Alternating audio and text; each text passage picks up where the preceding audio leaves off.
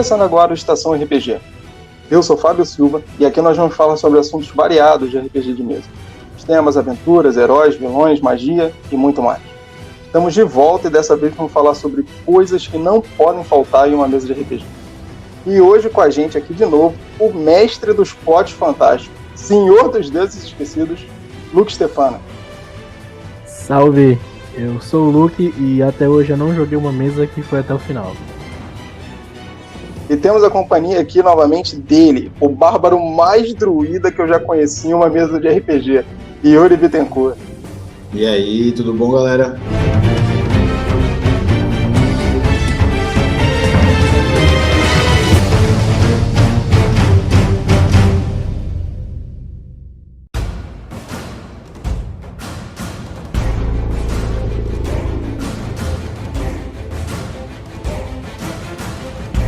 Isso aí, galera. Estamos aqui de volta. E dessa vez, coisas que não podem faltar em uma mesa de RPG. Yuri, começa? Opa! Mano, acho que um grupo de amigos, né? Pra começar. Pelo menos mais alguém pra você poder contar essa história aí, né? E hoje em dia vale lembrar que achar um grupo de amigos pra jogar RPG na internet não é tão difícil mais, né? A gente até já comentou isso no episódio anterior. E tem várias ferramentas que todas as pessoas podem utilizar para poder achar um grupo de RPG. Tem não só ferramentas para jogo em si, mas como ferramentas de mídia social também, né? Que ajudam muito a achar outras pessoas que têm um gosto parecido com o seu para jogo, uma mesa disponível. É isso. Inclusive, eu acho que no Brasil a gente tem uma comunidade assim, de pessoas que jogam RPG que também são muito legais. Acho que a gente pode dizer que, em geral, no Brasil, a gente tem uma comunidade boa para poder lidar com esse drama de encontrar uma mesa para jogar, sabe? As pessoas querem se ajudar, são educadas e tal. E eu mesmo estou entrando nesse mundo digital agora para conseguir encontrar pessoas para jogar e tenho me surpreendido com a galera que a gente encontra por aí. E a gente tem se surpreendido mais diretamente ainda, porque para comentar aqui, a gente tem uma mesa online, né? Ela funciona de 15 em 15 dias e a gente joga numa mesa online. Então, Exato. Não é tão difícil assim arrumar pessoas para fazer uma mesa de RPG para começar. Esse é o básico do básico. E você, Luke, manda aí. Cara, uma coisa que não pode faltar numa mesa, eu acho que é uma interação grande do grupo, cara. Porque, tipo, tem gente que acha que jogar é você... O mestre foi lá, fez uma história, e você tem que seguir aquela história ali, pá, tá ligado? Diretamente, você não pode ter uma outra motivação no jogo. Sendo que, na minha concepção, o que faz o mundo parecer ser mais vivo é justamente o fato de, tipo, a história que o personagem criou mudar o que o mestre criou, entendeu? Isso é legal. Pra mim, essa adaptação que o plot pode ter é o que não pode faltar no RPG. Cara, e assim, puxando desse gancho, é uma parada que as pessoas, elas precisam efetivamente entender que o RPG, ele é uma história contada de forma coletiva. Então, além de você ter pessoas para poder montar uma mesa de RPG, todas essas pessoas, elas têm que participar e fazer essa história andar para frente. Isso não é obrigação e não é direito ali carimbado e exclusivo do mestre montar uma história e fazer todo mundo seguir ela. Porque se fosse assim, a gente não tava jogando RPG, né? Isso é verdade. E é engraçado porque isso vale para os dois lados, né? A pessoa que está aprendendo a mestrar, que está começando a criar suas próprias histórias aí, pegando esse papel de conduzir o jogo, eu também tenho que entender que não adianta ele também ficar imaginando muitas histórias, muitas coisas, porque os jogadores podem, tipo, querer ir pro outro lado, sabe? Ele vai ter que, com o tempo, ir aprendendo a lidar com isso. E assim como os jogadores também. E é isso que faz o jogo parecer a vida real, porque você não tem controle. Exatamente, cara. E aí eu acho que acaba parando em dois pontos que são bem importantes.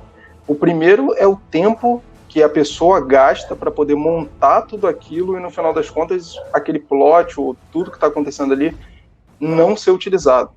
E o segundo é o simples fato de você se adonar daquele jogo, né? Você criar aquela história em si e achar que só porque você criou aquilo, ela tem que ser seguida do início até o fim daquela forma porque você simplesmente quer. Exatamente. Só acaba Sim, com a diversão da parada, né? Completamente. E daí pra fazer uma história assim, escreve um livro, né? Exatamente, escreve um livro. Escreve um livro. Mais fácil, escreve um livro. Uma parada que eu acho que não pode faltar numa mesa de RPG, depois que você acha as pessoas para poder jogar, depois que vocês têm aquele entendimento que vocês estão contando uma história coletiva em si, é quando o jogador ele tá criando a ficha dele, ele tem que criar um background pro personagem.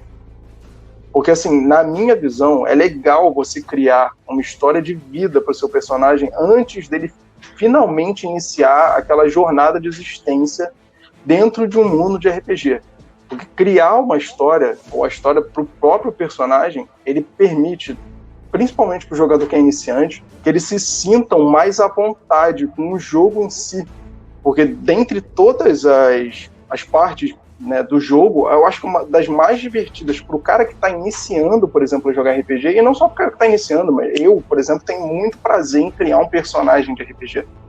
Então a primeira coisa que o jogador ele tem que fazer é criar aquele background. Porque além de tudo, isso ainda dá gancho pro mestre, né? Assim. Eu acho legal o background. Eu não sei se é. Se ele é.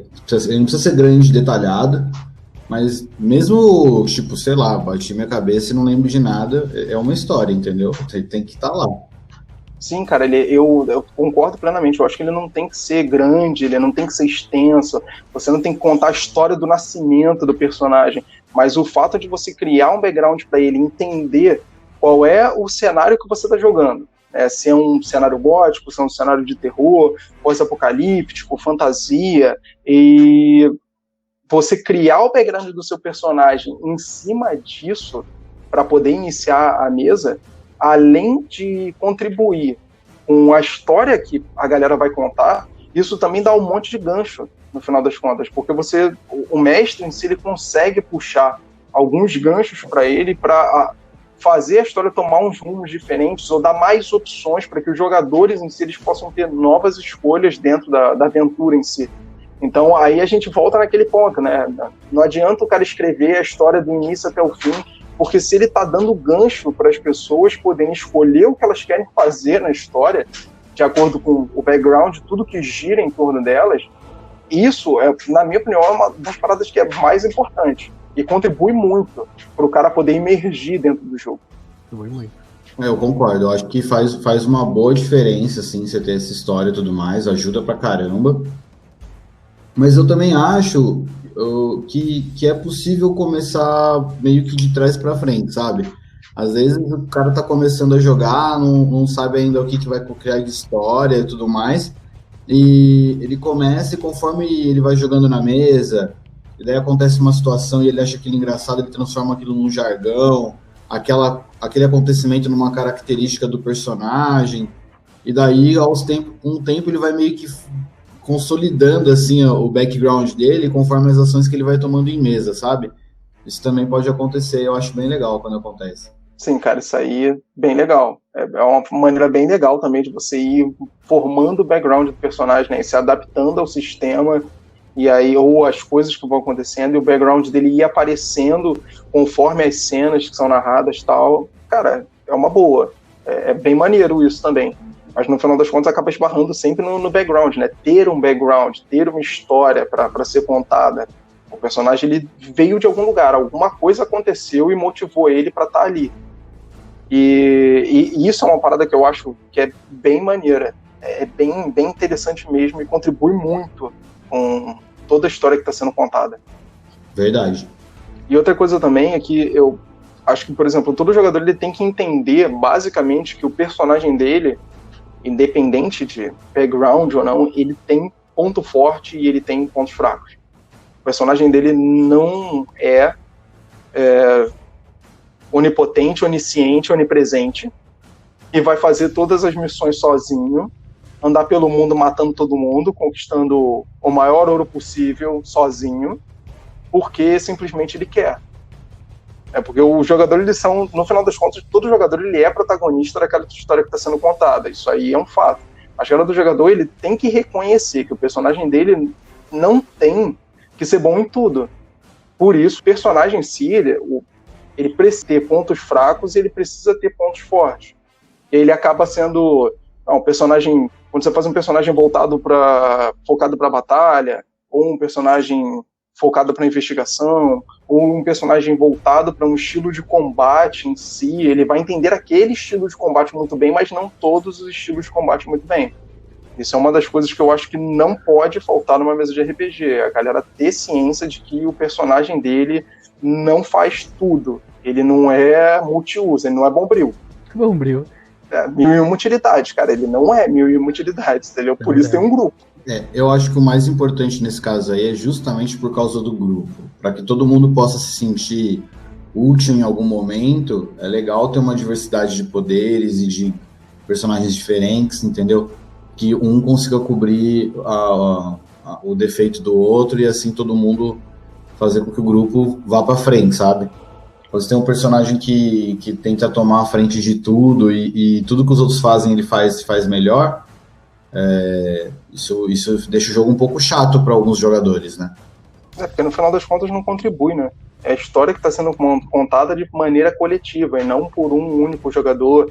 E nesse caso a gente não está atribuindo de fato um mestre ou um dos jogadores, né, da mesa em si. É um jogador que acaba tomando aquilo ali de frente para ele e achando que o personagem dele é tudo.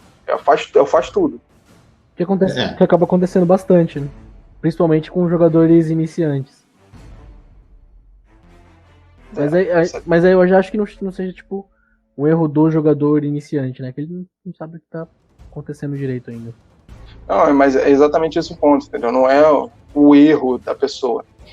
Quando eu acredito que quando a gente faz esse comentário, no final das contas, o nosso ponto é que tenha uma atenção nesse quesito, e não que o cara tá fazendo aquilo certo ou aquilo errado. Até porque o jogador iniciante, ele realmente não vai ter o tato, ele não vai ter a noção e a convivência, a experiência com o jogo, para poder colocar essas coisas numa balança e medir numa boa, né? Sem, sabe, aparecer por aparecer, justamente para não, sei lá, bagunçar a mesa no final das contas, né? Eu acho que também depende do tipo de história aí que vai rolar, sabe? Às vezes o mestre também, os jogadores querem ser os fodões que quebram tudo. Se isso for divertido para eles e o mestre também achar, crie-se situações que sejam absurdas, que os caras quebrem tudo e tá tudo bem. Desde que no final todo mundo se divirta. Exatamente. Mas desde que no final todo mundo quebre tudo. Exato, que todos consigam se divertir. Daí eu acho que é legal e tá tudo bem.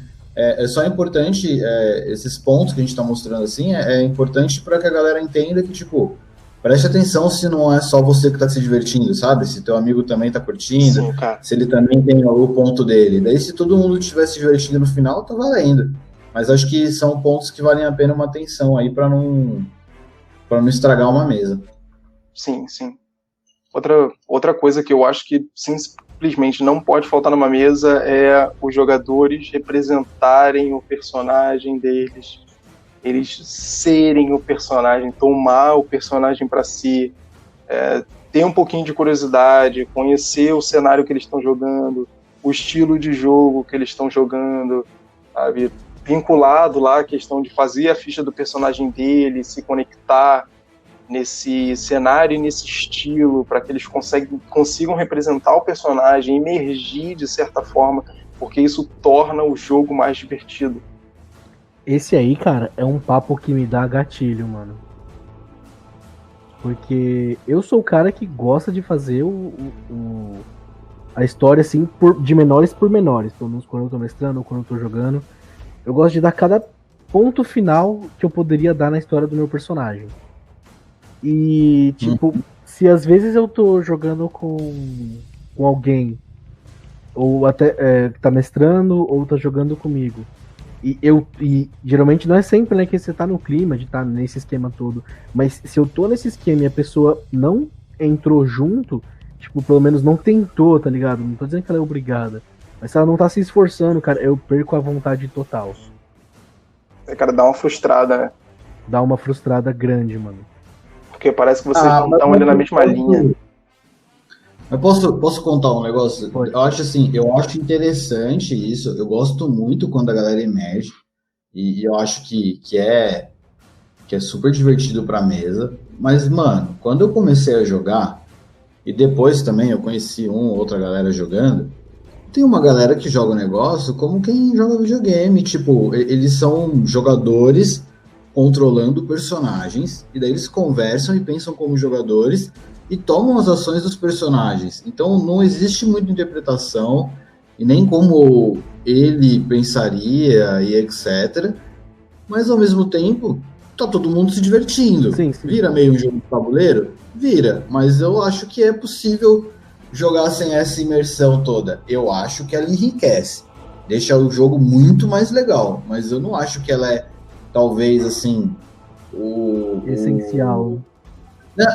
Deveria ser, porque o jogo é um jogo de interpretação de personagens, mas eu acredito que é possível ainda, talvez, se divertir sem ela, desde que todos estejam de acordo, né?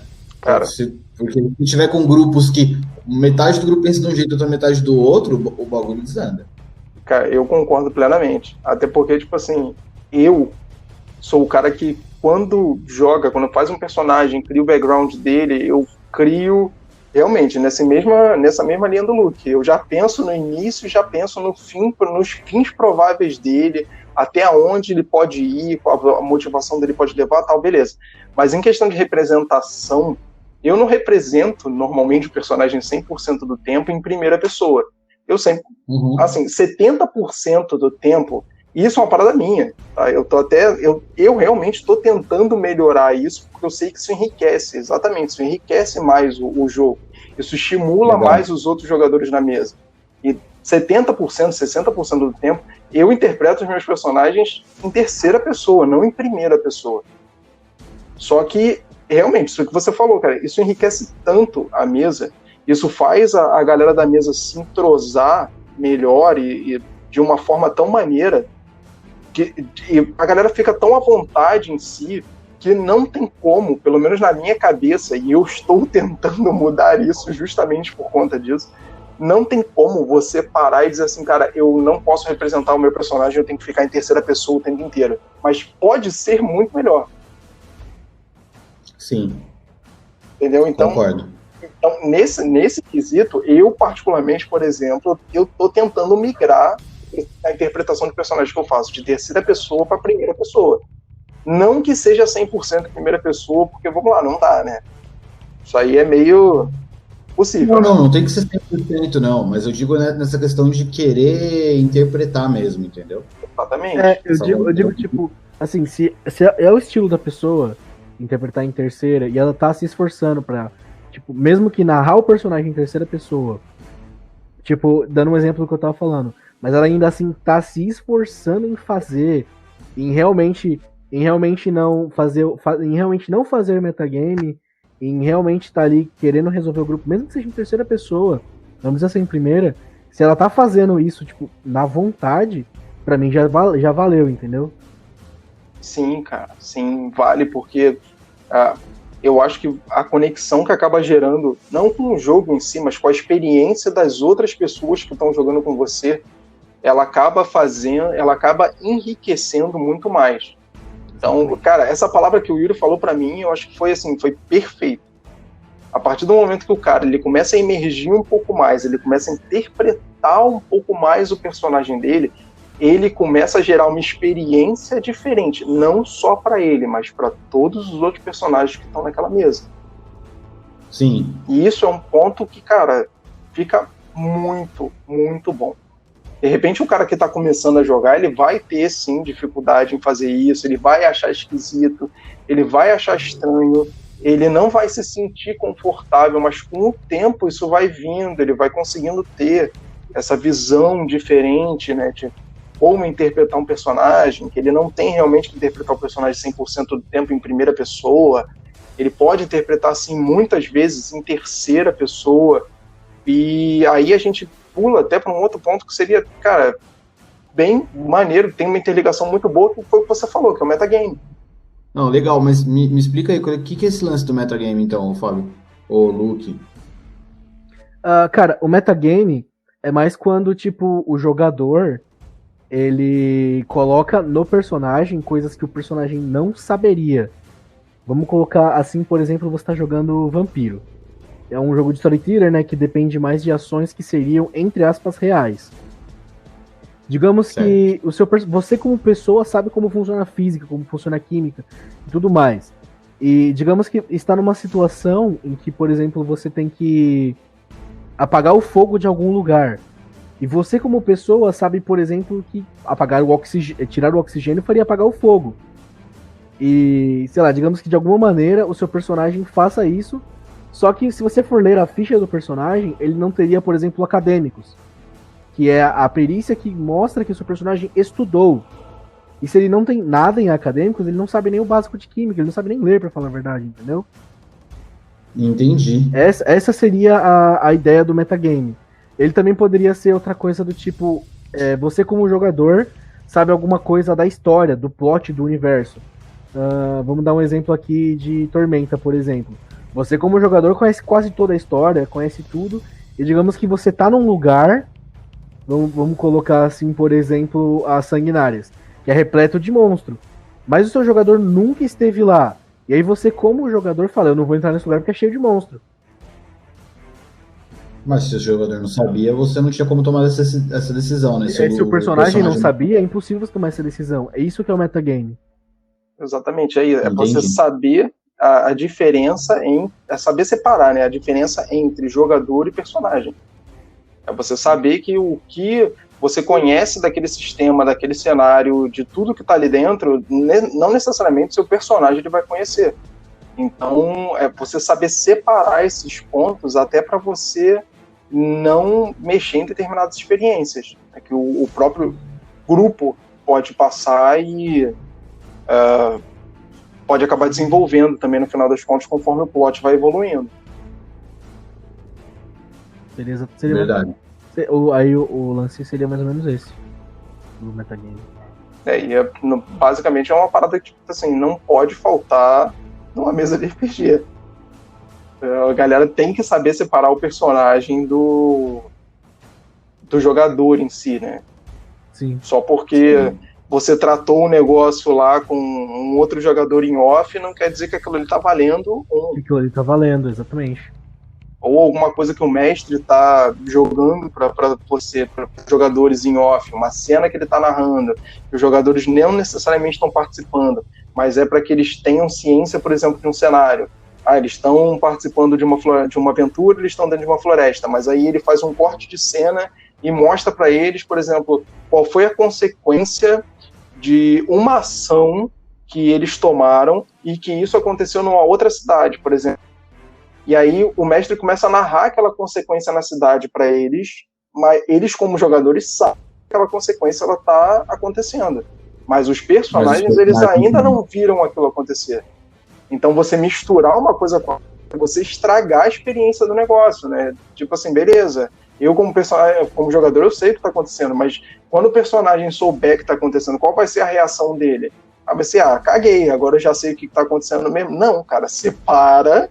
Porque quando o personagem em si ele souber a consequência, o que aconteceu, como aconteceu e o que aquilo ali ocasionou também, porque uma consequência acaba gerando outra, de acordo com o cenário dele, o background dele, a narrativa, etc., ele vai tomar a atitude dele como personagem. E com certeza. Isso entra não só na questão de metagame, mas também vem na questão de colaboração com a mesa e participação na criação daquela história. Porque uma coisa acaba batendo de frente na outra. Todos os jogadores em si, eles têm que colaborar com a mesa, eles têm que participar daquela história, e você não fazer metagame acaba fazendo isso também, acaba colaborando em si com o que todo mundo está criando ali dentro.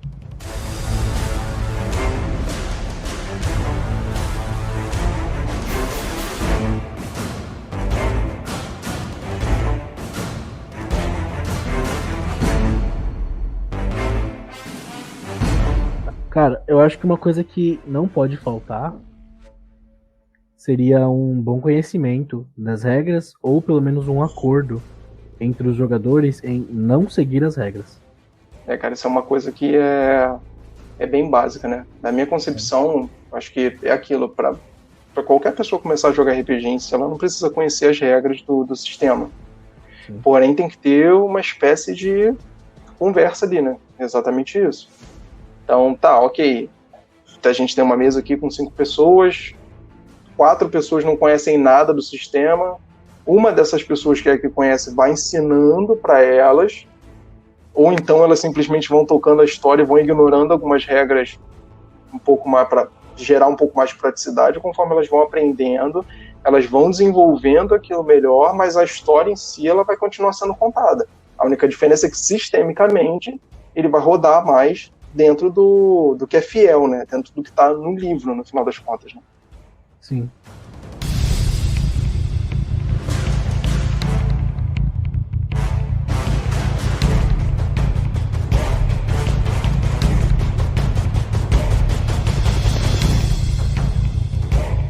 E aí, uma outra parada que eu acho também que não pode faltar numa mesa de RPG é o jogador saber esperar a vez dele. Ainda mais hoje em dia, que o jogo de RPG ele não acontece só presencial, ele acontece também online. Online, quando a gente usa as ferramentas em si, né, a gente usa um Discord, a gente usa um Roll20, sei lá, MSN, WhatsApp, MSN. Não sei porque veio MSN na minha cabeça, MSN já faliu, cara. WhatsApp, os jogadores eles precisam saber esperar a vez deles. Porque o RPG, no final das contas, ele é um jogo de interação social, ele é jogado em grupo. Então, por isso, cada um precisa esperar a sua vez.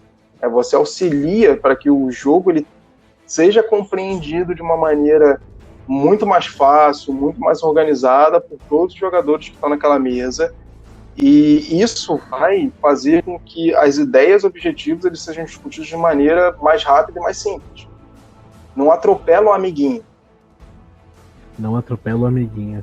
Não atropela o amiguinho. E acontece muito, né, cara? E eu acho que hoje até, no final das contas, como a gente acaba jogando online, isso acaba acontecendo até mais, né? Porque muitas vezes o jogo ele não está acontecendo, por exemplo, por vídeo. Então a pessoa não está vendo que você terminou de falar, por exemplo, né? Porque senão fica aquele tempinho, né? Aquele silêncio morto, um esperando o outro parar de falar para poder falar também. O que vocês acham? Acho que acabou de rolar isso. Exatamente, acho que acabou de rolar isso. Eu acho que, mano, esperar a vez é uma coisa importante mesmo, assim. Acho que os jogadores têm que saber dar espaço na mesa para os seus colegas também atuarem e, sei lá, eu não sei por vocês, assim, mas eu me divirto assistindo os outros, sabe? Ver a história do outro personagem também se desenvolvendo e tal. Eu não sei, talvez tenham pessoas que tenham essa coisa de querer o protagonismo do processo todo, sabe? Eu já não ligo muito para isso. Eu acho que cada um é protagonista da própria história e elas estão acontecendo juntas ali, e isso eu acho interessante. E acho que é importante, né, para que isso aconteça, as pessoas se respeitarem, dar espaço na mesa para cada um.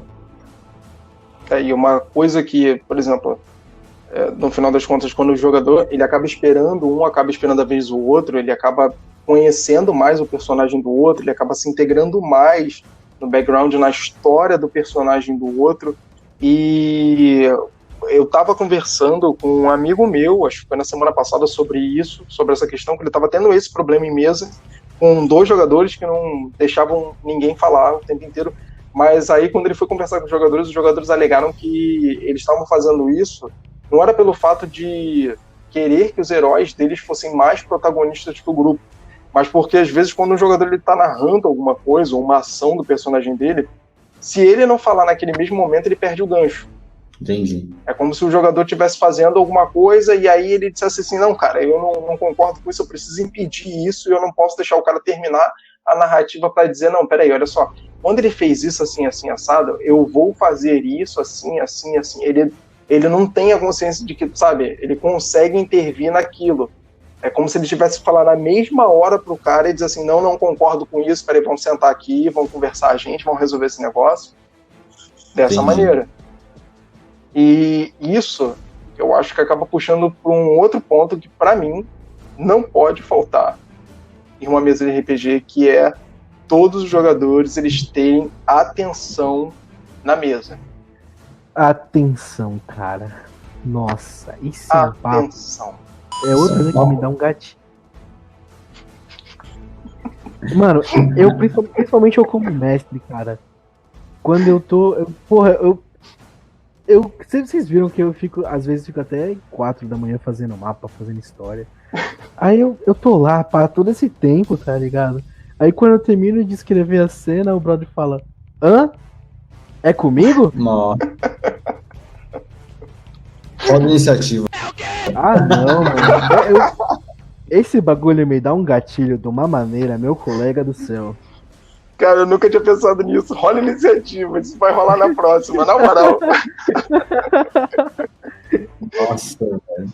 Eu vou mandar essa, cara. Cara, nossa, essa foi maravilhosa. Rola iniciativa. Hã? Hein? Quê? Como assim? O que aconteceu? O susto vai ser Exatamente. maravilhoso. Eu só pra esclarecer, o Luke fica até 4 horas fazendo mapa e dando spoiler.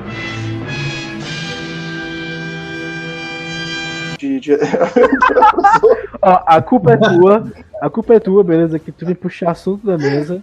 Depois que eu tô ali num surto criativo, entendeu? Eu não quero falar porque eu não sei dos spoilers, eu não quero saber de nada. Não precisa nem falar nada, cara. Não precisa nem falar nada. Eu tinha acabado de terminar de trabalhar, eu terminei muito tarde, era, sei lá, 1h30, 2 horas da manhã.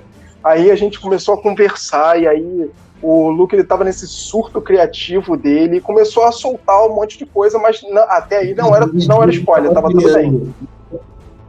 Só esqueceu de que você quer viver aquilo, né? Não, mas tipo, até aí tava tudo bem. Ele não tava soltando spoiler em si, ele só tava soltando as ideias, a gente tava conversando sobre o plot, entendeu? Que eu realmente achei muito maneiro e tal, e a gente tava conversando sobre aquilo, e aí do nada ele se empolgou e começou a soltar, tipo, metralhadora.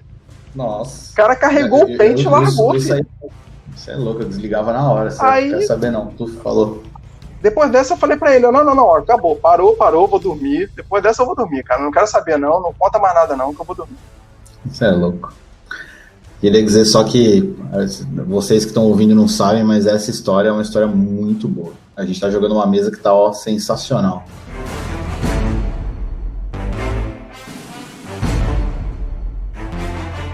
Beleza, galera. E assim, mais uma coisa que eu acho que não pode faltar numa mesa de RPG é a grande questão que vale do seguinte: não levem nada pro pessoal. Tomem as ações dos seus personagens conforme eles tomariam, de acordo com a história deles, com as situações, etc., com a construção, com a colaboração e o andamento da história, mas não levem atitude de jogo pessoal.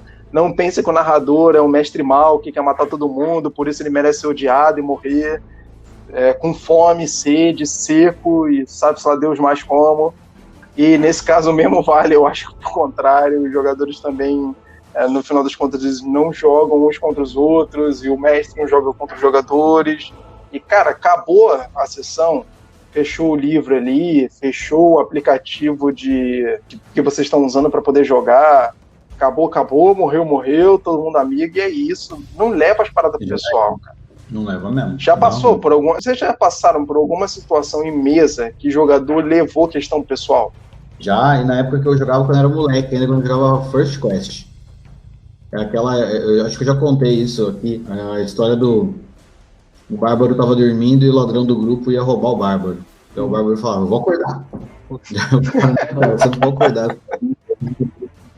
Daí, não, então tá bom. Então eu acordei e eu vou contar minhas moedas. Não, mas por que você vai fazer isso, bro? Não. Daí, ficava puto. Daí ele não conseguia... Mano, eles brigaram, literalmente, porque o ladrão do grupo roubou o Bárbaro e o Bárbaro ficou puto e eles começaram a discutir. E se a gente levantar esse assunto ainda hoje, depois de todo mundo velho, ainda dá briga. Ainda dá briga, né? Não, isso aí, normal, ainda dá briga. Lucas já passou por isso? Cara, eu já passei de ficar puto, assim, da galera, né? Ficar puta e ainda continuar brigando, mas de levar pra muito tempo mesmo, não. Bem, quando era moleque, a gente jogando uma mesa de D&D, que aí depois que a gente matou lá um monstro, né? Tinha o loot do monstro, e tinha um moleque que jogava na mesa com a gente, que ele queria sempre pegar o loot todo pra ele. Até aí, tranquilo, a galera, né? No início não começou a esquentar a cabeça com isso. Aí ele pegava lá, mas sei lá, foi ele que deu o último golpe. Ah, foi eu que dei o último golpe, então o loot é meu. Ah, tá bom, cara, pega aí, tá tranquilo. Aí vem o próximo encontro, o próximo desafio, acontece a mesma coisa. Não, gente, esse loot aqui é meu, tal. E isso foi acontecendo, e foi acontecendo por vários encontros seguidos, até um dia que um dos jogadores ele se estressou completamente com ele. A gente é moleque, cara, sei lá, a gente devia ter 11 anos de idade. E a porrada comeu. Mas a porrada comeu, eles começaram a discutir, a porrada comeu. E a galera, sabe quando a discussão começa, e aí todo mundo começa a rir, né? Tipo assim, caraca, mano, olha por que esses moleques estão brigando. E daqui a pouco você vê 2 moleques engalfinhados no chão, dizendo assim, essa espada é minha, não é minha não, e o ouro toda vez você leva ouro. Cara, maravilhoso. Os moleques ficaram sem se falar, foi um mês. Eles ficaram sem se falar por causa dessa briga. Mas aí já foi por causa da briga, né? Não foi por causa do jogo. Mas no final das contas, foi o jogo que criou a briga. Então, cara, não leva as paradas do pessoal, pelo amor de Deus. Não faz isso. É um jogo de cooperação, não é pra brigar com os amiguinhos. É jogo de cooperação, mas tem jogador que gosta de, né, fazer aquela ladinagenzinha, né? Com o bardo. Gosta de fazer aquela ladinagenzinha com o bardo, gosta de dar uma sacaneada. Tem jogador que gosta de virar contra a mesa. Em uma das mesas atuais que eu narro agora, eu tô tendo um problema, entre aspas, problema, com um dos jogadores da mesa por conta disso. Porque eu tô sentindo que o jogador ele tá pendendo tanto, como a gente tá jogando Tormenta 20 nessa mesa, eu tô sentindo que ele tá pendendo muito para ser uma espécie de servo de Haradak. Só que o grupo todo, ele não tem nada a favor de Haradak. Ele não tem nada a favor de Haradak. E toda história, todo plot, o contexto que a gente construiu até agora, ele é exatamente contra a Haradak. Só que um dos jogadores, eu tô sentindo que ele tá, tipo assim, ele tá muito tentado. Ele tá muito tentado. Mas isso é uma história até legal, mano. Alguém do grupo ser corrompido, mó da hora. Mas aí é aí que tá a questão, entendeu? Eu também acho, cara, seria muito maneiro um dos personagens do grupo eles serem corrompidos, mas a minha preocupação é como os jogadores vão lidar com isso em mesa. Porque esse grupo de jogadores, ele é um pouco iniciante. Ele não tem tanto tato com essas questões. A minha preocupação é como os jogadores vão lidar com isso. Essa é a minha preocupação. Quando eu comecei a sentir que o jogador estava fazendo isso, na minha cabeça já começou assim, caraca, meu irmão, isso vai ficar muito legal. Maluco, isso vai ficar muito maneiro. Cara, imagina, o cara do nada, ele vira um servo corrompido de Haradak e tá no meio daquele grupo que não tem nada a ver com aquela droga daquela história. Tá, mas como é que essa galera vai lidar com isso? Vai ser complicado, mas eu acho que vale de pouquinho, se a história não acontece de uma hora para outra assim, e instigando tal, pra galera aí aos poucos entendendo que isso pode acontecer e já ir se preparando, porque acho que é uma história legal. Assim, eu já soltei algumas, né, no grupo de WhatsApp que a gente tem, já soltei algumas, dando um spoiler ali de leve de que isso pode acontecer. Então, se algum desses jogadores, né, da mesa estiver ouvindo esse áudio, não leva pro coração não, tá? É o quê? Leva pro coração não, porque pode acontecer, valeu? Abraço. Tamo junto, tá? Não leva o pessoal, cara. Não leva o pessoal, não. A outra parada que eu acho que a galera acaba levando muito pessoal são as próprias atitudes do mestre, entendeu? Porque o grupo, ele é um grupo razoável ali, né? Ele tem um level, vamos dizer assim, sei lá, o grupo todo é level 4, aí o mestre ele quer botar uma ameaça um pouco mais forte para poder dar um pouco mais de dificuldade de trabalho pro grupo. Só que é aquilo, a ameaça em si, ela não é só o problema. O outro problema, que é o problema mais básico do jogo de RPG, é a rolagem de dado. Se você tiver azar na rolagem de dado e você não acertar golpe nenhum, se você não acertar nenhuma das ações que você quer fazer, nenhuma das movimentações que você quer fazer, cara, não vai dar certo. E aí a galera vira pra cima do mestre como se a culpa fosse dele. Isso é verdade. Isso é foda, cara. Porque às vezes o jogador tá ali, não tá jogando, ele não tá pensando que se o mestre não tiver querendo ser um baita de um filho da puta, ele tá sendo, tipo, tentando ser o mais imparcial possível e tá só colocando, às vezes, em cena, possivelmente uma consequência. Isso senão ele tá criando um gancho pra alguma outra coisa acontecer baseado nesse combate difícil. E aí é que vem a parada. Não leva pro pessoal. E as pessoas levam bastante pessoal esse tipo de combate. Eu já vi parar a mesa por discussão não só de ND, mas discussão de tempo de viagem, cara. Não, tipo, não é uma treta, mas uma discussão que durou, tá ligado? Foi papo de 1 hora discutindo a matemática da viagem do jogo. Tem gente que gosta mais de discutir regra do que jogar de verdade, é um fato. Eu até gosto de discutir regra, mas não na hora do jogo. Eu gosto de discutir regra pro combo, cara. Na hora do jogo é quando o combo funciona. É só isso. Exato. É isso. Combo. Mas aí, dependendo do combo, ele vai gerar 1 hora de discussão também. Né? Dependendo do como você faz, ele vai gerar 1 hora de discussão também, né? Então... É verdade. De novo, galera, não leva pro pessoal. Deixa rolar, não leva pro pessoal, não. O personagem morreu, desapega, faz outro, tá tranquilo. Ou vai atrás de reviver ele, né? Sei lá. Exatamente, vai atrás de reviver o personagem, entendeu? Joga de fantasma, sei lá, muda a raça pra Austin e toca a cavalo. Nossa, eu tava conversando com o Luke, que nessa mesa que eu tô falando que tem um personagem tal, que ele pode virar, ele pode se corromper, tem um jogador que ele fez um arcanista. E esse arcanista, ele tem um azar que Jesus Cristo. Nossa, ele só rola mal. E um personagem dele já morreu. Que foi o primeiro personagem dele na mesa e o personagem dele morreu. Uhum. O grupo estava sendo atacado por uma quantidade lá de gnolls e a dificuldade do combate em si era bem baixa. Era uma quantidade de gnolls maior, mas a dificuldade do combate era bem baixa. Eles tinham muito pouca vida. Então, eu meio que compensei aquilo ali numa quantidade, mas não para aumentar o ND em si, mas para gerar um pouco mais de tensão no combate, por conta da quantidade. Só que o cara é um arcanista, ele tem magia em área e tal, então, quando eu criei o combate, assim, na minha cabeça estava assim, cara, eu já criei o combate, já criei como eles iam resolver aquele combate, na minha cabeça, pelo menos de uma maneira tranquila. Quando isso aí aconteceu, o arcanista morreu.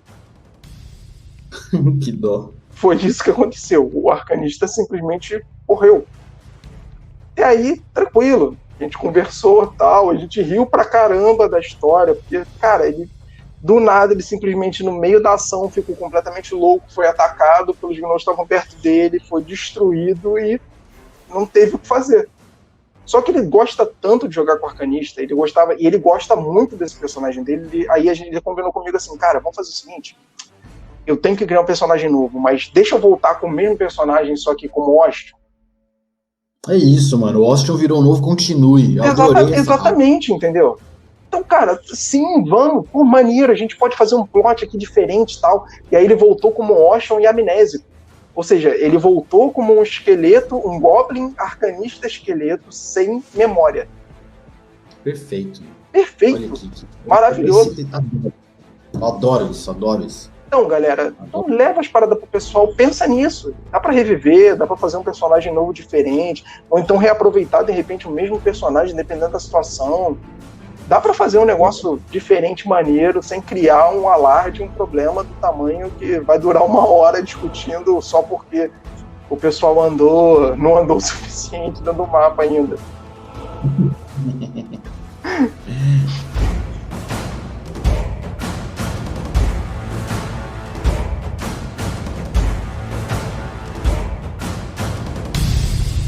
Cara, e uma outra parada que eu acho que não pode faltar numa mesa de RPG é a seguinte, é imaginação.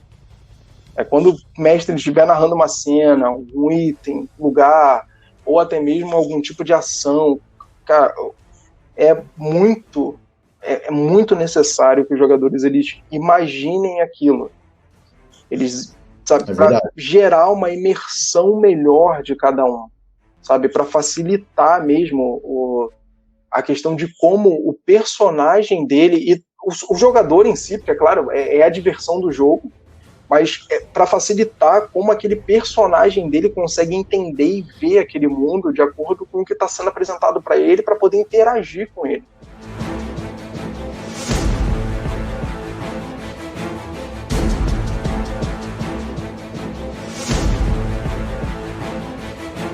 Então, cara, eu acho que uma coisa que também devia ter, né, em toda mesa de RPG, é o consenso, cara. Porque... É aquela questão de sessão zero, né, cara? Sessão zero, mano. Não existe nada que vá dar errado se ela for conversada a mesa antes. Concordo. Acho que dá pra galera saber o que tá esperando, o que vai fazer, jogar. Não que eles já vão jogar sabendo tudo que vai acontecer, mas acho que é um lance da galera conversar e todo mundo saber que vai jogar, pra todo mundo saber onde tá pisando, né? Até onde pode ir, etc. Os jogadores, independente deles serem amigos ou não, deles terem se conhecido grupo de internet, etc., eles conversarem antes para ver realmente qual é o limite de cada um. Você não vai levar uma sessão de Vampira Máscara da mesma forma que você leva uma sessão de D&D, mas tem que ser conversado antes até onde aquilo ali pode ir, até onde as pessoas estão dispostas a ir, ou como o plot ele pode se envolver de uma maneira saudável para todo mundo, sem agredir ninguém de maneira nenhuma. Exato. Eu acho que é por aí, porque senão você acaba correndo risco de cair em situações meio desagradáveis aí. E o combinado não sai caro, né, mano? Se todo mundo conversar antes e saber onde tá pisando, todo mundo se diverte, é isso aí. Não só de desagradáveis, mas como acaba correndo um risco bem alto da mesa quebrar, né?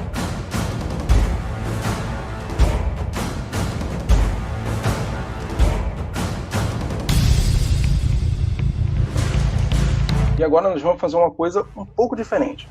Vamos dar uma dica de aventura para que qualquer pessoa possa utilizar ou adaptar na sua própria mesa. E essa semana a aventura é para o sistema Tormenta ou Tormenta 20. Para quem não sabe, Tormenta 20 é a edição comemorativa dos 20 anos do maior RPG de fantasia nacional publicado pela Jambô Editora e financiado coletivamente através do Catarse no ano de 2019 e finalizado agora em 2020, que é o Tormenta. O nome dessa aventura é A Queda de um Deus.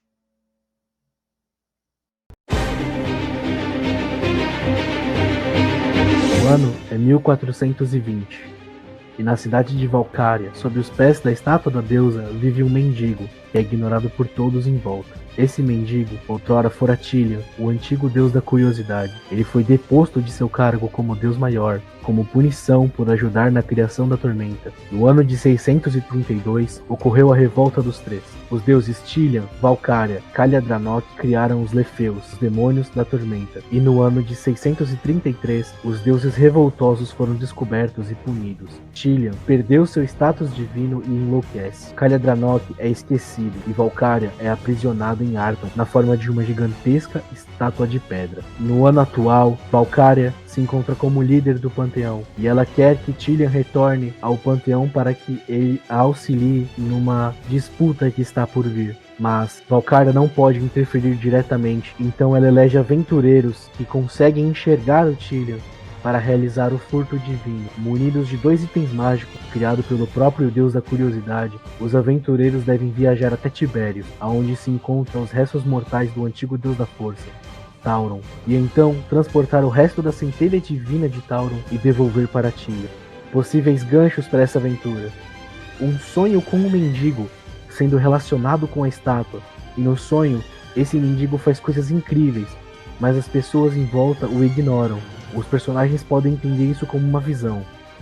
Fahar, o usurpador que já foi contratado por Valkyria, procura por um grupo de aventureiros para realizar uma tarefa para a deusa. Ou os aventureiros se sentem de alguma forma atraídos pela estátua, e lá descobrem sobre Tilian e Fahar, e fala com eles sobre o furto divino.